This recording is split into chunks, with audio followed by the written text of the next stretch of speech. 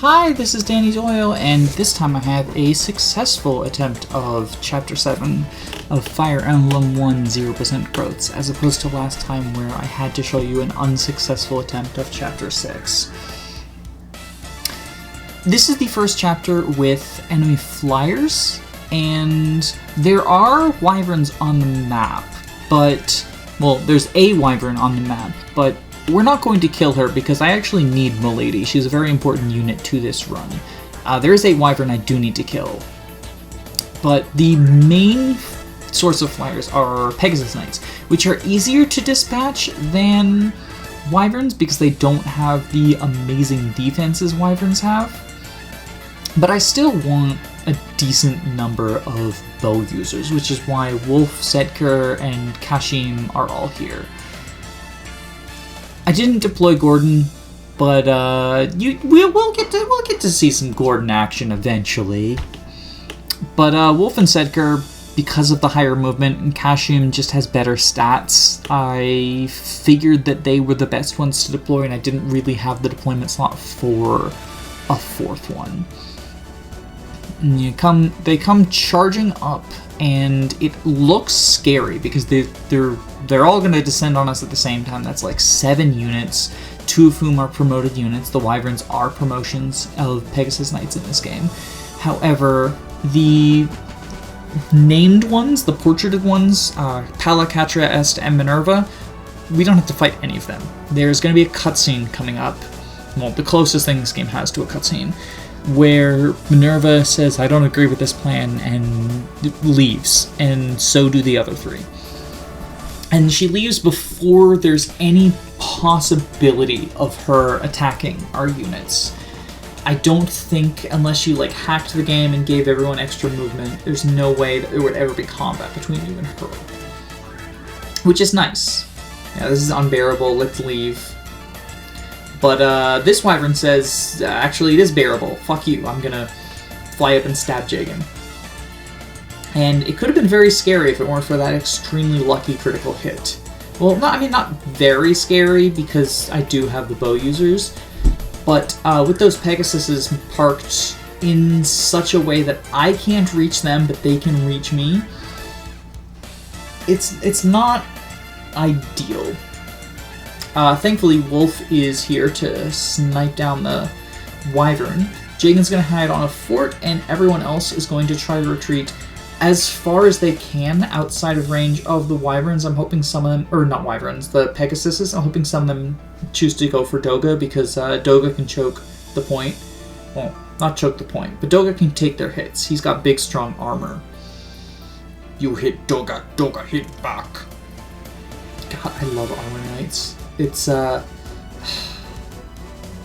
always bad, but they're the closest to not being bad in this game, or rather in this context, because they have defense. And they can use swords, and swords are good. Now, thankfully, one of those Pegasus is missed, otherwise Wolf would be dead, and I don't want Wolf to die. That would be reset-worthy. It's definitely not foreshadowing for later in the map where Wolf dies. Spoilers. Wolf dies this map. Unfortunately, I can't get a hit with any of these bows. It's kind of ridiculous, and this puts me in a very scary situation.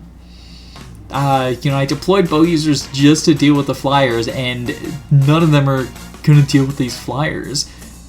It's, I don't like it, because there's nowhere safe now. The flyers are going to outmove all of my infantry units, and if 2 of them choose to attack the same person, that person is dead. Because they double, because Pegasuses are fast. But never fear, Ogma's here. See, I don't know why I thought I would try fancy bow tactics instead of just crawling into the warm, reliable arms of a mercenary, because mercenaries are, mercenaries always feel so good to use. I love Armor Knights because they're bad, but I love mercenaries because they always feel good. Even the bad mercs, like Deke, just doesn't hang on long term. He has an arc, where he is good in the beginning of the game, and it feels... I love using mercs. Garrick is one of my favorite units in Sacred Stones. It feels nice to have a merc on your side.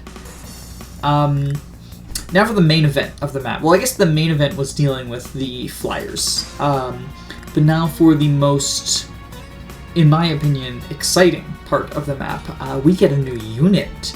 And it's not just any unit. You'll notice that I brought the Firestone with me. Here we get one of 3 linchpins of the run. Harden is one linchpin.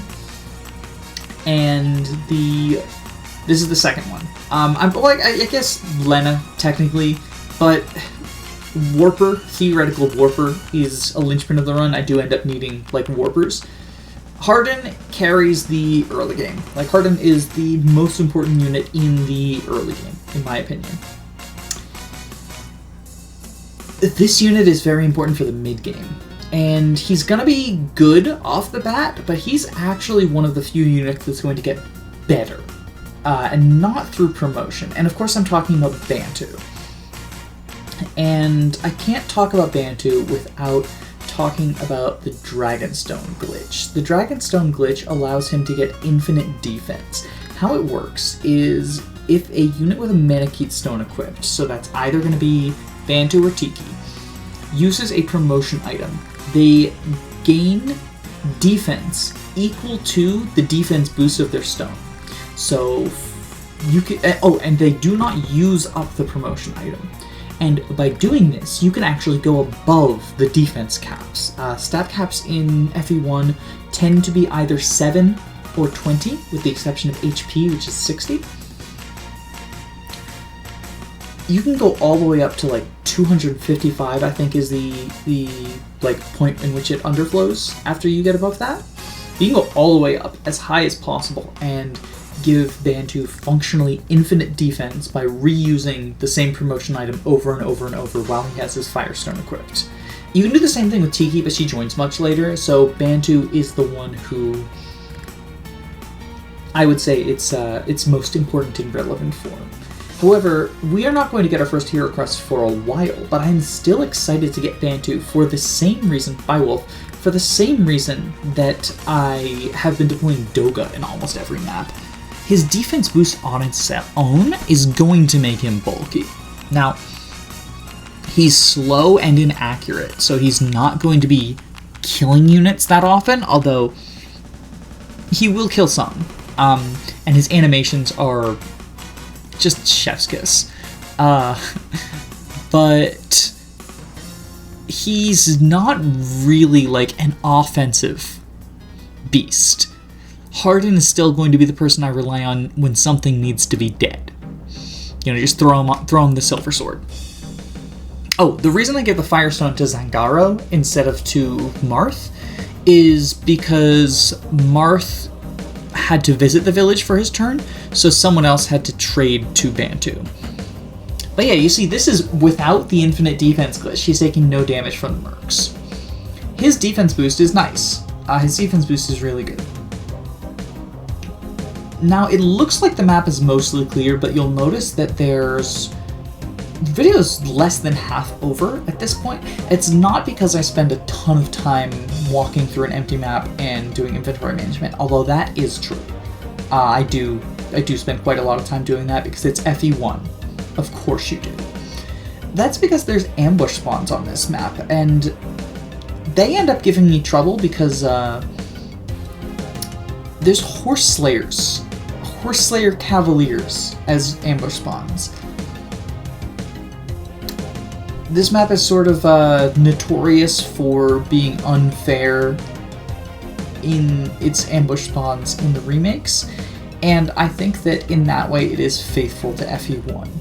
At the very least, faithful to how FE1 0% growth feels. Because I'm here just advancing forward. I think, okay, it's been a lot of turns, and I've gone into the zone, so whether they're zone-based or turn-based, they probably, don't exist. I'm thinking of the FE11 map where they happen. They must not happen in FE1. right? That must be the case, right? Well, I'm about to be proven wrong, and I'm about to be proven wrong in a very scary way, because 2 of the 3 units down there are Cavaliers. And so I just start, marching everyone forward, marching Marth forward. I've got Doga stopping a fort, in hopes that maybe that'll, stem the flow of reinforcements in case I am correct in thinking of them. I send Bantu down because he's tanky, but,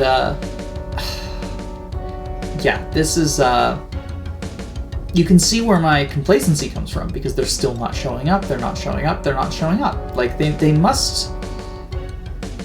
I must be wrong. I must be just thinking of the wrong thing, is what's going on in my head. And, no, here they come. They're here to wreck my fucking day. And, yeah, so now I have to do a tactical retreat. And I can't get Marth out of there. I can't get Ogma out of there. Like, I don't know what I'm going to do. Marth has the universal taunt, but Marth is also going to die to another attack. So I can't use that to my advantage like I did in Chapter 2, or Chapter 3, rather. In order to protect my boss killers from Hyman. And you'll notice I also, I hadn't been moving Jagan, I hadn't been moving Wendell, I hadn't been moving Rena, because I was like, okay, well, if the only enemies left are, those armor knights, then I'll just take them out with Merrick or something. But, no. Now, suddenly I'm in panic mode, I gotta rush everyone forward, I gotta figure out what I'm going to do to protect these units. Thankfully, I do have Doga and Bantu there able to make sort of a semi-choke point, but there's also the Javelin that, can attack over that. And, I also don't know, can Cavaliers walk on mountains in this game? Because, it turns out, spoilers, they can't. But I, at the time, was panicking and trying to figure out, what am I going to do? How am I going to heal these combat units? How am I going to deal with these calves? And so I put Bantu in the forest and make it into a 3-person choke point. Now, no one can be attacked from, multiple things. Putting Merrick there was probably a mistake, because he's in Javelin range now. But it ends up fine, obviously. Spoilers, because this is a successful attempt, and Merrick, unlike Wolf, is too important to not reset for. I'm fairly certain that what happened was he wanted the advantageous position of the fort and prioritized that over attacking someone squishy like Merrick. Because, attacking Doga with a physical weapon as opposed to attacking Merrick with a physical weapon makes no sense otherwise. And I know the AI is not the smartest in the world, but it just feels like there's got to be some logic to it. But yeah, we freeze him to death, and that's that problem solved. That was the scariest point of this chapter. I don't know. The missing Pegasus Knights 3 times in a row was also kind of panic-inducing. But at the very least, I had a bunch of options for attacking and ended up getting myself out of that situation fairly quickly. And with the Cavaliers, which thankfully, in FE1 there's only 1 round of them. In Shadow Dragon, they keep coming, they keep coming, they keep coming, they keep coming. But in FE1, I've dealt with them now. So now I just got these Armor Knights. Armor Knights are annoying to deal with, but I've got Hammers, I've got Armor Slayers, I've got Rapiers, and I've got Mages. I have options. But yeah, that's basically the chapter. You can see that I'm thinking about what is the easiest way to get rid of these people, and whether I want to heal, whether I want to use Wendell's magic. It's Armor Knights, even when there's only 2 of them, they present a problem because so few units can reliably deal damage to them. And here, thankfully, I just barely deal enough damage to kill. But, yeah, it's, that's Ogma with a non-Armor Slayer dealing only 2 damage per time. Rare footage of Bantu doubling, by the way. He's slow as fuck.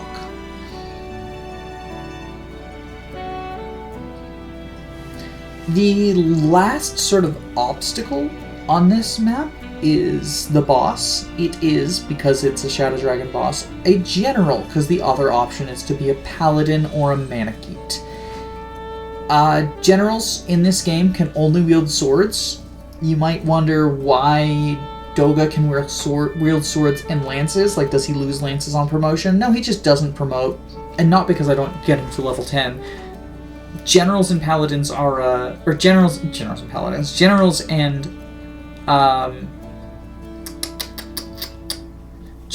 and Armor Knights are considered different classes here. You'll see, like, Bantu's in a sticky situation, and he's important enough to not want to die. I also gave Excalibur to Wendell because I forgot that it doesn't work that way, because I've got FE1 on the mind. Oh no, Bantu died. What am I going to do? Save state, obviously. I'm going to save state. That's going to be less of a frequent feature, I promise. It's FE1. I made a miscalculation because I forgot just how strong generals with silver swords are. And I was like, Bantu tanky, Bantu can take it. He almost survived the counterattack. He dodged 1 out of 2, but alas. We're gonna use Excalibur, we're gonna use tools at our disposal that are not just a Manakete. Because I need him alive, because infinite defense is good.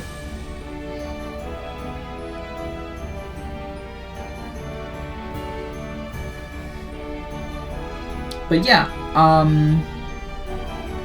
I don't really have much to say other than damn you, Minerva, how dare you betray me.